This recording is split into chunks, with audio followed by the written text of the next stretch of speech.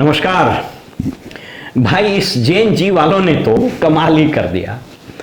जिस तरह से इनका आंदोलन एक शहर से दूसरा शहर, एक कस्बे से दूसरे कस्बे और एक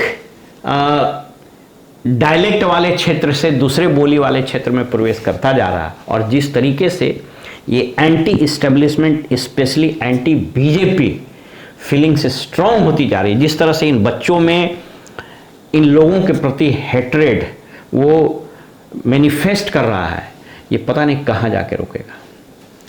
पटना में मैं किसी हिंसा को न तो सपोर्ट करता हूँ और न ही मेरा वैसा कोई इरादा है, लेकिन जिस तरह से आपने देखा ना कि भारतीय जनता पार्टी के विधायक को कैसे खदेड़ करके बच्चों ने पीट दिया। अब कुछ लोगों ने मुझको बताया, आज विधानसभा तरफ हम गए हुए थे, कहा कि सर हम लोगों को सूचना है कि बहुत जो खास करके बीजेपी का मिनिस्टर है उसने अपनी गाड़ी के बोर्ड उतार लिए हैं और अपना झंडा उतार लिया है। बांकीपुर का चुनाव अब जिसको बोलते हैं ना कि भारतीय जनता पार्टी के लिए जीतना ये इतना टफ हो गया है कि कदाचित स्वयं मोदी जी भी नहीं सोचे होंगे या यहाँ का जो प्रदेश नेतृत्व नहीं सोचा होगा।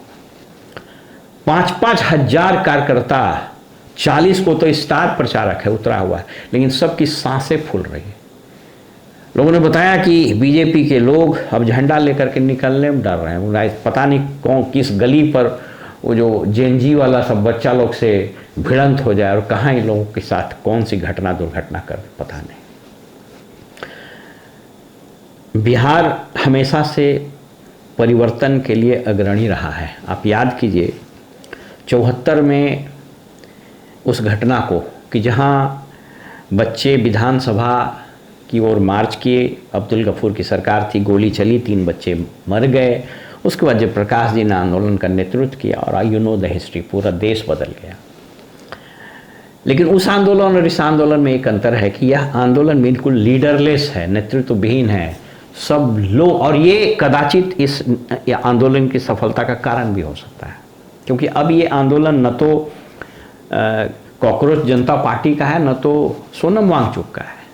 वो लोगों ने स्टार्ट कर दिया, लेकिन अब जिस तरीके से विगत इतने वर्षों से मैंने युवाओं पर एक वीडियो बना करके मैंने बताया था कि कैसे इस देश में 2-2 करोड़ लोग युवा बेरोजगार हैं, पढ़े लिखे युवा बेरोजगार हैं। करीब 55 से 60 करोड़ युवा वाला देश। समझ में नहीं आता है कि जो पॉलिटिकल डिस्पेंसेशन है, जो सरकारें हैं, वो इन लोगों की भाषा को क्यों नहीं समझती है। मैंने बताया है कि जेनजी का लैंग्वेज, इनके इशूज, इनके मसले, इनके एस्पिरेशंस ये बिल्कुल डिफरेंट है। और ये जो 60, 70, 80 साल के जो लोग बूढ़े, सांस नहीं ले रहा, खांस रहा है, लगातार बन रहा है विधायक, मंत्री, जाहिल अनपढ़ लोगों को मिनिस्टर बना दिया, 7वां फेल मुख्यमंत्री है, इसका शिक्षा मंत्री है, वो झाड़ फूक कराते रहता है। इन लोगों ने इतना आक्रोश पैदा कर दिया है जेनजी में कि मुझको लगता है कि 74 के बाद जैसे स्थितियां बदली थी वैसी स्थितियां बदलेंगी। और बांकीपुर का उपचुनाव ये बैठे बिठाए भारतीय जनता पार्टी के लिए शायद वाटरलू का मैदान हो जाए।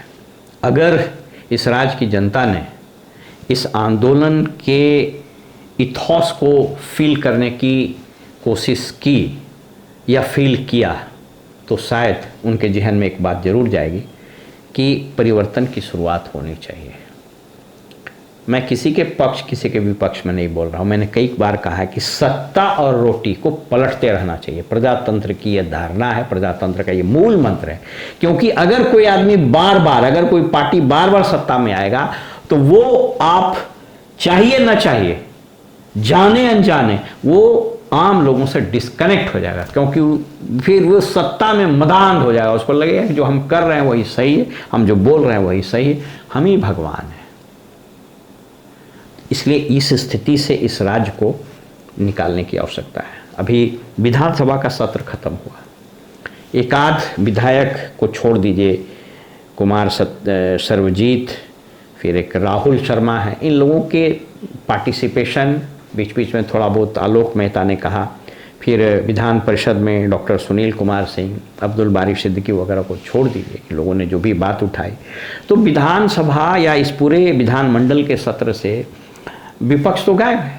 तेजस्वी का तो पता ही नहीं, वो हंसी के पात्र बन गए हैं। इसलिए इस राज्य में एक विपक्ष की आवाज़ की आवश्यकता है। वो इसलिए नहीं कि सरकार को वो बदल देगा, अभी तो चूंकि सरकार स्टेबल, सरकार में इतनी ताकत है, एक नंबर से कुछ फर्क नहीं पड़ता, लेकिन फर्क ये पड़ेगा कि विपक्ष की आवाज़ सुनी जानी चाहिए। तो आवाज़ सुनी क्या जाएगी, कोई बोलने वाला हो तब ना। तो विपक्ष जब तक मजबूती से आम जन का बात, इंक्लूडिंग जैन जी का बात नहीं रखेगा, शिक्षा का, स्वास्थ्य का, सिविक कम्युनिटीज़ का, अनएम्प्लॉयमेंट का, पलायन का, तब तक यह सरकार यह सोचती रहेगी कि हम चाहे जो कहें हो जाए, मोदी है तो मुमकिन है। मैंने कई बार कहा है कि इतिहास हर मोड़ पर आपस में मिलता रहता है, इसलिए कहा गया है कि इतिहास अपने आप को दोहराता है। जिस पर्सनालिटी कल्ट ने भारतीय जनता पार्टी को एक तरह से अभेद्य पार्टी बना दिया, इनविंसिबल जिसको बोलते हैं, जिसको जीता नहीं जा सके, वही पर्सनालिटी कल्ट इस पार्टी को लेकर डूबेगी। इसलिए कि यहाँ जो लोग जीत रहे हैं वो अपने काबिलियत, अपने परफॉर्मेंस से नहीं जीत रहे हैं, वो सिर्फ जीत रहे हैं कि उन्हीं के शब्दों में मोदी है तो मुमकिन है।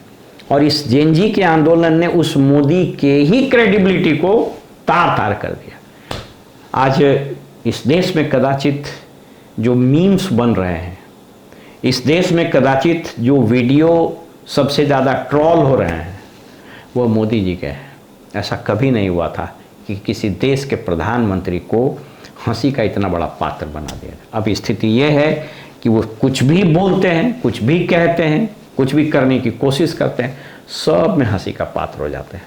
और इन बच्चों ने वो कर दिया जो एक पूरा जनरेशन प्रौढ़ का, सो कॉल्ड मैच्योर्ड सिटीजन का, वो करने में असफल रहा। फिलहाल बांकीपुर का चुनाव नज़दीक है और इस यकीन मानिए कि इस चुनाव के परिणाम इस राज्य के राजनीति की, गवर्नेंस की और पॉलिसीज़ की दिशा और दशा बदलने का हुनर रखता है, ताकत रखता है। फैसला जनता को करना है। नमस्कार।